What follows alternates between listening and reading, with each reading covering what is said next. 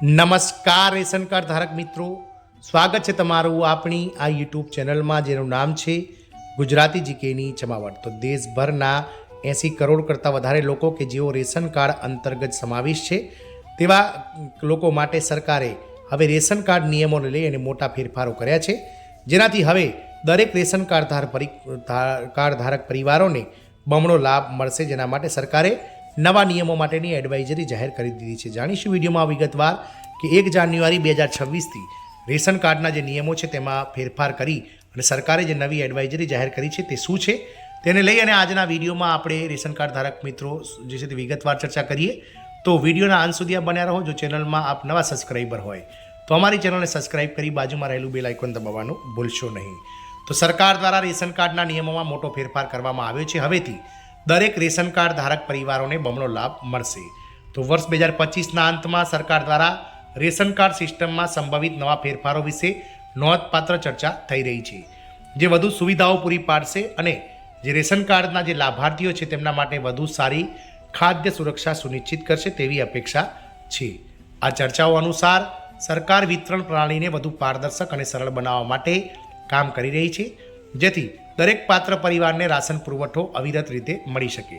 વધુમાં technology ration વિતરણમાં પારદર્શિકતા વધારશે, લાભાર્થી ઓળખ પ્રક્રિયાઓને મજબૂત બનાવશે અને ડુપ્લિકેટ કાર્ડ અને નકલી લાભાર્થીઓને રોકવા માટે અમલીકરણના પ્રયાસોને કડક બનાવાશે। આ સંભવિત ફેરફારો ગ્રામીણ અને શહેરી બંને વિસ્તારોમાં પરિવારોને રાહત આપી શકે છે, ખાસ કરીને ઓછી આવક ધરાવતા અને સરકારી ખાદ્ય સુરક્ષા યોજનાઓ પર આધાર રાખતા પરિવારોને। જો કે નિયમો અથવા લાભોમાં કોઈપણ ફેરફાર અંગે સ્પષ્ટ માહિતી સત્તાવાર રીતે મળી નથી। નવું રાશન વિતરણ મોડલ અને શક્ય સુધારાઓ। તો વર્ષ 2026થી અમલમાં આવનાર નવી સિસ્ટમ હેઠળ રાશન વિતરણ મોડલને વધુ આધુનિક બનાવી શકાય છે, જેમાં digital tokens, mobile OTP verification અને QR આધારિત ટ્રેકિંગ સિસ્ટમ જેવી સુવિધાઓનો સમાવેશ થાય છે। આનો હેતુ ફક્ત સમય બચાવવાનો જ નહીં, પરંતુ વચેટિયાઓની ભૂમિકાને દૂર કરવાનો અને લાભાર્થીઓને સીધા લાભ પહોંચાડવાનો પણ છે। કુટુંબના કદના આધારે રાશનની માત્રા નક્કી કરવાના પ્રસ્તાવની પણ શોધ કરી શકાય છે, જેનાથી રાશનની યોગ્ય ફાળવણી સુનિશ્ચિત થાય છે। જો આ મોડેલ લાગુ કરવામાં આવે તો અનિયમિતતા અને કાળાબજારીમાં ઘટાડો થવાની શક્યતા છે। વધુમાં લાભાર્થીઓને કોઈપણ રાજ્ય અથવા જિલ્લામાં રાશન મેળવવાની મંજૂરી આપવા માટે પોર્ટેબિલિટી સિસ્ટમને મજબૂત બનાવી શકાય છે, જેથી સ્થળાંતરિત પરિવારોને પણ તેનો ફાયદો મળી રહે।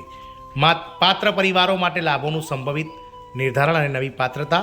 તો સંભવિત ચર્ચાઓ અનુસાર સરકાર લાભાર્થીઓ માટે પાત્રતા માપદંડોને અપડેટ કરી શકે છે, જેથી ખાતરી કરી શકાય કે સહાય ખરેખર જરૂરિયાતમંદ પરિવારો સુધી પહોંચે છે। આમાં આવક મર્યાદા, સામાજિક આર્થિક સ્થિતિ, પરિવારના સભ્યોની સંખ્યા અને સ્થાનિક વહીવટી રેકોર્ડના આધારે પાત્રતા યાદી બનાવવાનો સમાવેશ થઈ શકે છે। વધુમાં આ યાદીમાં નવા પરિવારોને સામેલ કરવા અને જૂના રેકોર્ડને ડિજિટલી અપગ્રેડ કરવા માટે એક પ્રક્રિયા અપનાવી શકાય છે। જો લાભો વધારવામાં આવે છે તો તે ખાદ્ય અનાજના જથ્થામાં વધારો અથવા સંબંધિત સબસિડીમાં સુધારો તરફ દોરી શકે છે। આનાથી મોટાભાગના પરિવારોને ફાયદો થઈ શકે છે, જેઓ હાલમાં મર્યાદિત સંસાધનોને કારણે પડકારોનો સામનો કરી રહ્યા છે। KYC અને ડિજિટલ ચકાસણી પ્રક્રિયા। તો લાભાર્થીઓની સચોટ અને સુરક્ષિત ઓળખ સુનિશ્ચિત કરવા માટે સંભવિત નવી સિસ્ટમ KYC અને મોબાઈલ આધારિત ઓટીપી વેરિફિકેશનને ફરજિયાત બનાવી શકાય છે।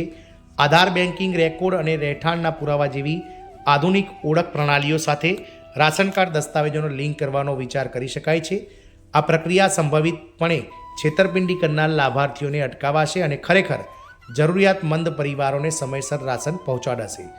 વધુમાં ગ્રામીણ અથવા તકનીકી રીતે વંચિત વસ્તીને સુવિધા પૂરી પાડવા માટે નજીકના જાહેર સેવા કેન્દ્રો, પંચાયત ઇમારતો અથવા રાશન દુકાનો પર ડિજિટલ સહાય સુવિધાઓ ઉપલબ્ધ કરાવી શકાય છે। ફરિયાદ નિવારણ અને દેખરેખ પ્રણાલીઓને મજબૂત બનાવી।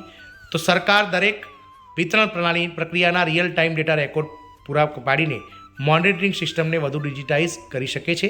લાભાર્થીઓ મોબાઈલ એપ્લિકેશન અથવા ઓનલાઈન પોર્ટલ દ્વારા ફરિયાદો નોંધાવી શકશે અને તેમની સ્થિતિને ટ્રેક કરી શકશે। વધુમાં કોઈપણ અનિયમિતતાનો તાત્કાલિક દૂર કરવા માટે નિરીક્ષણ ટીમો અને ફિલ્ડ અધિકારીઓને વિશેષ સત્તાઓ આપીને મોનિટરિંગને વધુ મજબૂત બનાવી શકાય છે। જો અસરકારક રીતે અમલમાં મૂકવામાં આવે તો આ સિસ્ટમ ગુણવત્તા, જથ્થો અને સમયસર રાશન પહોંચાડવાની ખાતરી કરશે। આખરે આ જાહેર વિતરણ વ્યવસ્થામાં લોકોને વિશ્વાસ વધારાશે અને સરકારી યોજનાઓની ઉપયોગિતા અને પારદર્શિતામાં વધુ વધારો કરાશે।